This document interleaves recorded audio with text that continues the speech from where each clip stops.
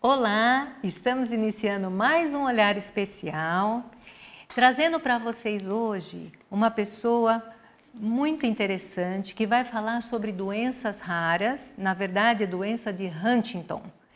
É Maria Gorete Nunes Marques. Obrigada, Gorete, por estar aqui com a gente no Olhar Especial. Eu é que agradeço a oportunidade, porque a informação é uma coisa super importante nesse assunto, então sou eu que agradeço. Tá bom. Quero agradecer também aqui a nossa Cristiane Aparecida de Souza, que é voluntária de Libras, para que esse programa chegue aí para os surdos, as pessoas com deficiência auditiva, né, Cris? Muito obrigada aí por estar sempre com a gente, viu? Vamos começar falando o que é, eu nunca tinha ouvido falar. Na verdade, eu tinha visto algumas pessoas que eu achei interessante, aqueles espasmos que eu via a pessoa tendo. E aí, o que é a doença de Huntington? A doença de Huntington é uma doença neurodegenerativa, é uma doença genética, né, hereditária, dominante, de herança dominante. Isso significa que cada filho que tem o pai ou a mãe com a doença tem 50% de chances de desenvolver essa doença, né?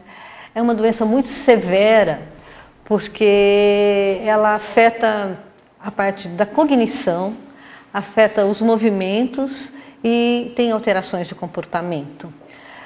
É uma doença de forma geral, de início tardio. Ela começa, os primeiros sintomas mais visíveis começa ali por volta dos 30, 40 anos, que são os movimentos, que são o que a gente chama de coreia. Coreia é uma palavra que vem do grego, que é dança, e são movimentos bastante amplos, diferente do Parkinson, que é um tremor. Aliás, Gorete, vamos já pedir para ver o vídeo, porque aí fica mais fácil o telespectador acompanhar. Ótimo. Né? E aí você vai explicando para a gente, né? Certo. Então, essa pessoa que a gente vê no vídeo é uma pessoa com uma doença num estágio bastante adiantado, uma pessoa que claramente está sem tratamento médico, por isso tem esse... E ele não parece tão com idade, né? Ele parece ainda bem novo. Deve ser jovem ainda. Pode acontecer então dela aparecer até antes. Ela 10% antes dos 20 anos. Tá. 80% entre os 20 e os 60 anos. E os 10% depois de 60. Por isso ela é considerada uma doença de início tardio, né? Tá. A Coreia é o movimento mais evidente, por isso ela foi chamada já por causa desses movimentos de dança de São Vito, doença de São Guido, e Coreia de Huntington, e acabou virando para doença de Huntington, porque a Coreia é só um dos sintomas. Mais tarde... Coreia seria o quê? Coreia são esses movimentos. Esse é um tipo de espasmo. São esses movimentos involuntários, que isso é constante. Porque espasmo normalmente você tem e para, eu entendo assim. Tá. Esses são constantes. Eles vão ser aliviados com a medicação. É uma doença que não tem cura nem tratamento eficaz, mas é possível controlar os sintomas. Então, nessa parte, os medicamentos ajudam a controlar bastante. Nas alterações de comportamento, às vezes precisa tomar medicação psiquiátrica e os antidepressivos, porque é uma doença que tem o índice de suicídio é muito alto. Nossa. Por causa da depressão. Às vezes, os sintomas de abertura, às vezes, é a depressão, que às vezes se confunde um pouco, né? Apesar de a gente falar que a doença começa por volta dos 30, 40, às vezes 10 anos antes já tem esses sintomas mais sutis, que são as alterações cognitivas, falta de planejamento, desorganização e, às vezes, a depressão, que hoje a depressão muitas pessoas têm muito comum, às vezes confunde um pouco e o diagnóstico demora para ver. Quando é numa família que já tem um histórico muito evidente, logo se percebe, mas se não tem esse histórico, isso vai retardando o diagnóstico, porque é uma doença rara, ela é pouco conhecida, não só das famílias, mas também da classe médica. Isso vem mudando nos últimos 20 anos, a gente percebe que o conhecimento já melhorou muito em relação ao que era, mas ainda é desconhecida. Então, esses movimentos, a tendência é isso evoluindo, então ela altera, ela afeta os movimentos, esses externos, mas também os movimentos internos, são movimentos de deglutição, então a pessoa afeta muito essa parte de fala, que é o que a gente chama de disartria, e para engolir, que é a disfagia. Então isso vai crescendo até a pessoa ficar completamente dependente. Então eu vou ter muitas dificuldades para a fala, vai até que a pessoa vai perder a comunicação, a parte de alimentação, que no estágio bem adiantado precisa de alimentação pastosa, às vezes uso de sondas, né? E precisa de um cuidador praticamente o tempo todo. Na verdade, a doença de Huntington é uma coisa que a gente fala, ela não é uma doença familiar, não só pela herança genética, mas também pelo forte impacto que ela causa na família toda. Porque mesmo que nem todos os membros sejam afetados pela doença, são afetados emocionalmente, financeiramente, porque normalmente o cuidador é uma pessoa que às vezes é um familiar que está em risco também, então ele sofre com aquela angústia de que ele possa vir a ter doença. Estou cuidando do meu pai hoje, eu também posso. Já está angustiado, pensando que... Com essa é uma angústia real, né? Porque esse número é bastante alto, né? Essa possibilidade de 50%. Com certeza. De herdar o gene, porque assim, se a pessoa herdou o gene, ela vai desenvolver a doença em algum momento da vida, a não ser que ela morra antes de outra causa. Tá certo. Bom, Gorete, então nós vamos fazer o seguinte, nós já vamos chamar nosso primeiro intervalinho e a gente vai voltar falando mais para vocês sobre a doença de Huntington, uma doença rara. Huntington foi o médico que descobriu isso? Foi o médico que descobriu. Tá certo.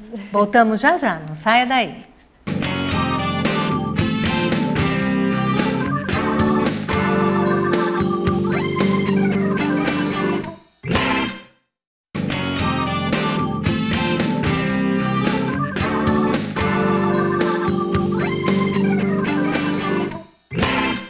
Bom, gente, hoje nós estamos aqui com Maria Gorete Nunes Marques, que é voluntária da Associação Brasil Huntington, né, Gorete?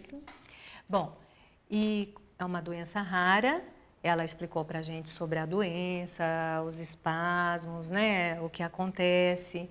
E eu queria saber, alguém na família, se quiser saber se tem a doença ou não, você falou que ela é genética. No caso, vamos dar o exemplo eu perguntei para ela como ela chegou até essa associação.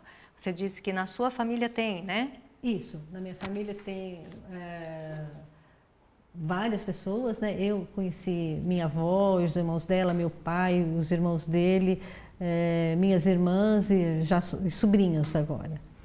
Então, sim, é possível saber se a gente herdou o gene. Então, é possível fazer um teste que chama um teste molecular, que faz uma extração do DNA e é analisado através do DNA se a pessoa herdou aquele gene alterado. Se ela herdou, ela vai ter a doença. A questão que envolve esse teste é uma questão assim, bem dilemática, porque assim, o que ajuda a pessoa a saber que ela herdou esse gene, se no momento ela ainda não pode fazer nada para evitar ou retardar a doença. Então, é bastante difícil essa decisão.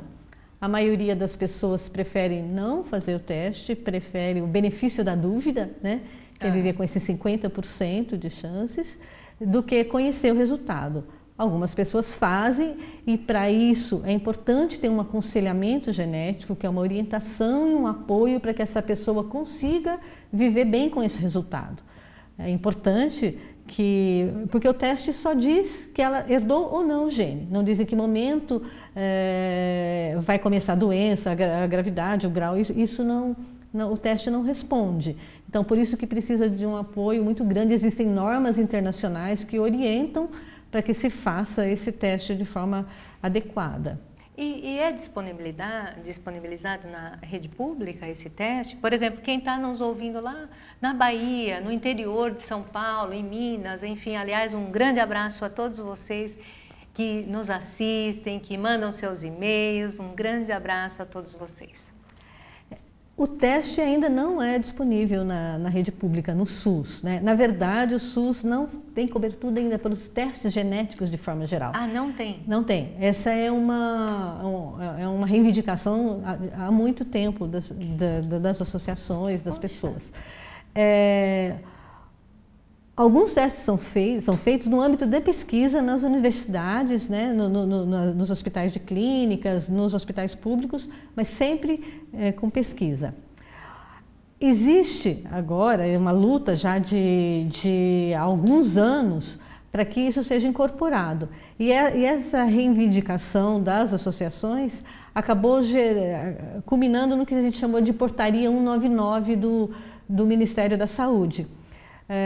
Em 2013, houve no Dia das Doenças Raras, que é em 29 de fevereiro, houve uma audiência, houve vários eventos, e num deles o Ministério da Saúde formou um GT, um grupo de trabalho, que desenvolveu uma política.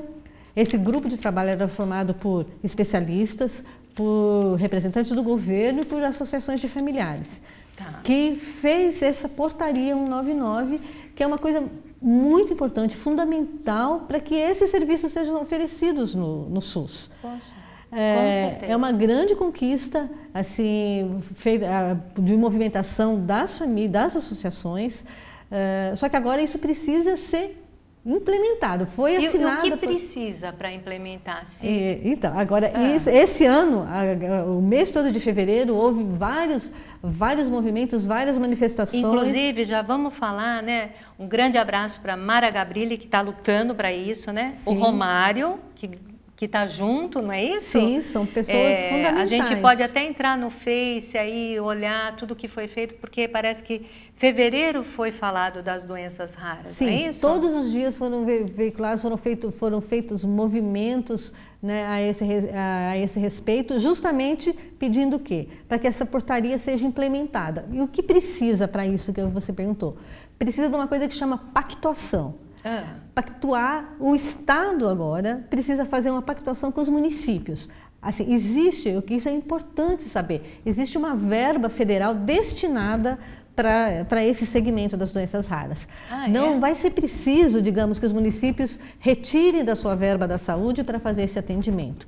Existe uma verba especial para isso. E para isso precisa fazer essa pactuação, assinar um documento em que a Secretaria de Estado, as secretarias municipais e as instituições que desejam fazer esse atendimento possam fazê-lo, receber essas verbas. Então, assim, nós que somos lá do interior, eu sou de uma cidadezinha de 5 mil habitantes, Cabralha Paulista, interior de São Paulo. Como é mais difícil chegar no nosso governador, a gente pode chegar no nosso prefeito. E pedir que esse prefeito peça, né? Porque tem aqueles momentos, as associações de prefeitos, todo mundo junto, pedir para que se peça para o nosso governador fazer esse pacto com o município. Isso. E aí, quem que vai receber essa verba do federal? Vem para o governo ou vem para o município? Vai ser repassada pelo município, né? Para as instituições que vão atender, porque são doenças raras, elas não vão ter todos os UBSs, evidentemente vão ter. Claro. Não, vai ser centralizado, regionalizado, conforme a expertise daquele centro. Então, por exemplo, vamos dar um exemplo, a Unifesp é especialista em erros inatos do metabolismo. As pessoas, digamos, seriam direcionadas para lá e outros, dando um exemplo aqui de São Paulo, né? Porto Alegre é um outro lugar. Isso que eu ia te perguntar mesmo. Aqui em São Paulo, quem que está nos assistindo e precisaria ver, saber mais ou passar por uma consulta, ele iria procurar em que lugar? Então, o ideal vai ser que quando essa portaria tiver, essa rede tiver implementada, tiver funcionando, lá no centro de saúde vai ser alguém que vai saber direcioná-lo. Tá. Vai dizer, você vai passar por tem uma característica de uma doença genética, por exemplo, ele vai ser encaminhado para o geneticista que vai encaminhar ele para o centro. E vai ser por demanda, por exemplo, a gente tem uma região que tem mais pacientes com determinada doença, então aquilo vai ser, o centro vai ter ali mais perto, para que haja um deslocamento menor. E essa portaria, aliás, essa portaria, na verdade, é atenção integral no SUS. Esse sistema vai dar todo o atendimento para a família, físio e fonoterapia, por exemplo, no caso de Huntington, são fundamentais. Então, nós vamos fazer o seguinte, vamos falar mais dessa parte no próximo bloco. Não saia daí, voltamos já já com a doença de Huntington, doença rara.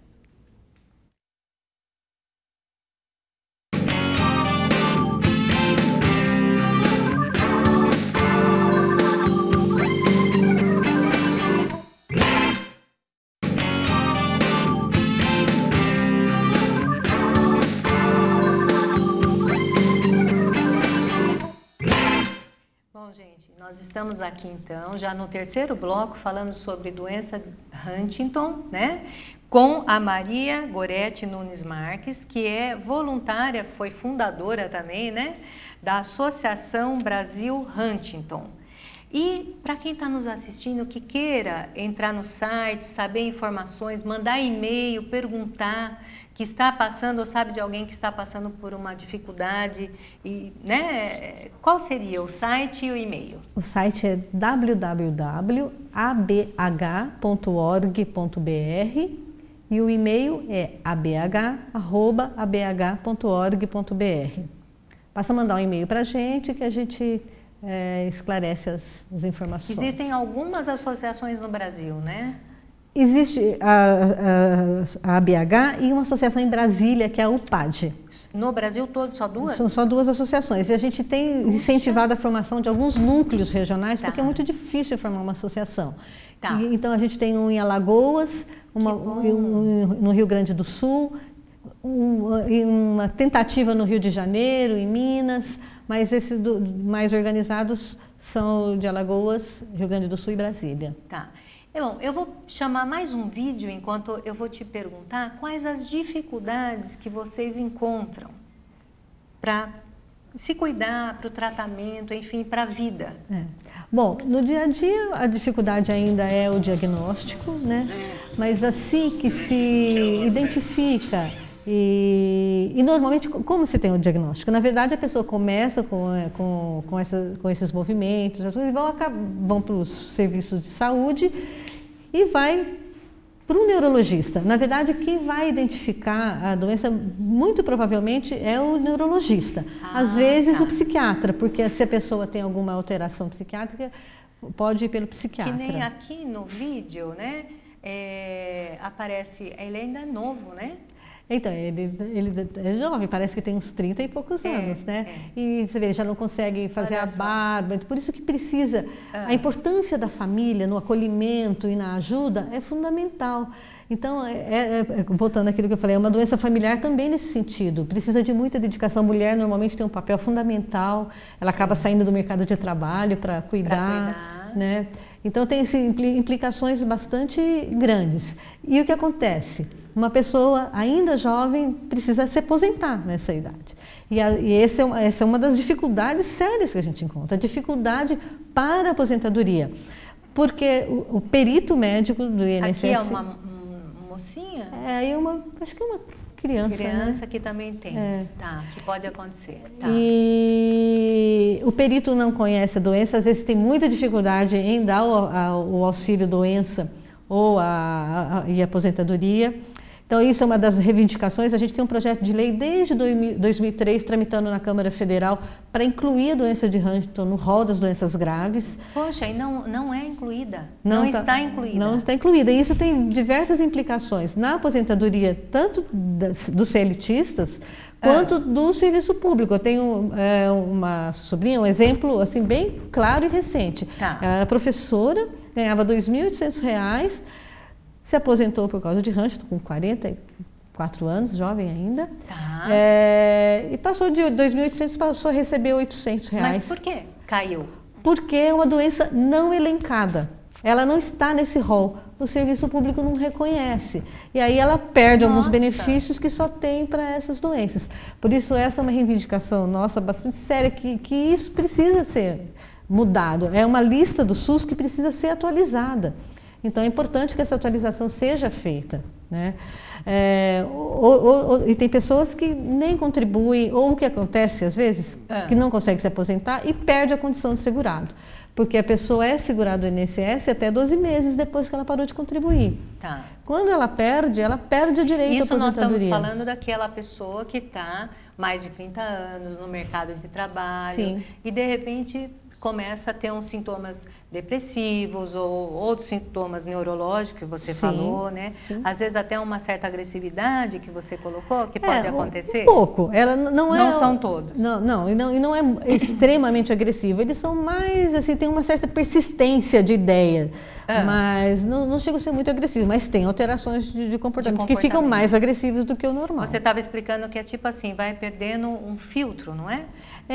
Isso. Assim, digamos, esses filtros mentais que seguram determinadas reações, mas assim, eles vão perdendo isso. Então, na verdade, a pessoa não faz porque ela é agressiva, porque ela não tem mais esse controle, né? Entendi. É uma coisa involuntária. Uma outra coisa que eu achei interessante que a Gorete colocou, que às vezes eles são confundindo, às vezes até com um alcoólatra, dependendo do caso. Sim. Ou até uma pessoa que usa drogas, né?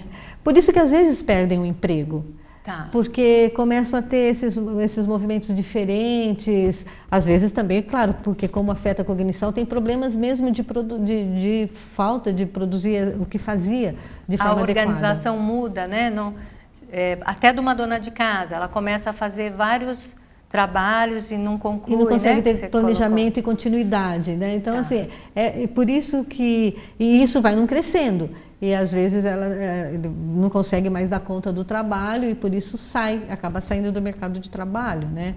E sem poder aposentadoria. No caso daquelas pessoas que não contribuíram ou que perderam essa condição, poderiam se aposentar pelo que a gente chama de LOAS, que na verdade chama benefício de prestação continuada, que esse é destinado às pessoas deficientes ou pessoas idosas com mais de 65 anos que têm direito a esse benefício quando não contribuíram com o INSS. Porém, elas precisam ter uma renda per capita inferior a 1/4 de salário mínimo, que isso é uma miserabilidade, né? Então são poucas as pessoas que se enquadram nisso e para ela ter direito a esse benefício elas acabam precisando entrar através do Ministério Público para poder conseguir esse benefício. Mas assim, se a pessoa tiver a doença, mas for tratada pelo neurologista, for cuidado, o ideal seria que ela tivesse uma fisioterapia, uma fonoaudiologia? Isso é fundamental, acho que é importante a gente deixar claro, que isso melhora muito a qualidade de vida. Certo. E se ela tiver esse acompanhamento de fono, de físio, não impede o avanço da doença, mas retarda a dependência. E isso é melhor para a qualidade de vida dela e dos familiares. E aí a gente volta para a importância da implementação da portaria para que o SUS possa oferecer esse serviço para todos e de forma descentralizada, né? Isso que vai ser importante, porque mesmo que o atendimento às vezes vai ser regionalizado, conforme eu disse, por causa das especificidades da doença, mas os atendimentos de apoio poderão ser regionalizados. Certo. Então, isso vai ser muito importante para a melhoria da qualidade de vida das famílias. Tá. Bom, nós estamos aqui finalizando o nosso programa sobre a doença de Huntington e eu gostaria que você deixasse uma mensagem para os nossos telespectadores. Bom, eu quero agradecer mais uma vez a oportunidade da gente falar aqui, expor nossas dificuldades, a importância de que as pessoas não se desanimem diante desses desafios. Huntington é só um deles, cada um enfrenta um, a gente sempre acha que a nossa dor é maior, mas sempre tem uma maior que a nossa. E que o afeto é uma linguagem que todo mundo entende. Eu acho que é importante que as famílias entendam que às vezes o paciente, nas diversas doenças, não está compreendendo as coisas, mas o afeto é uma coisa que compreende sim.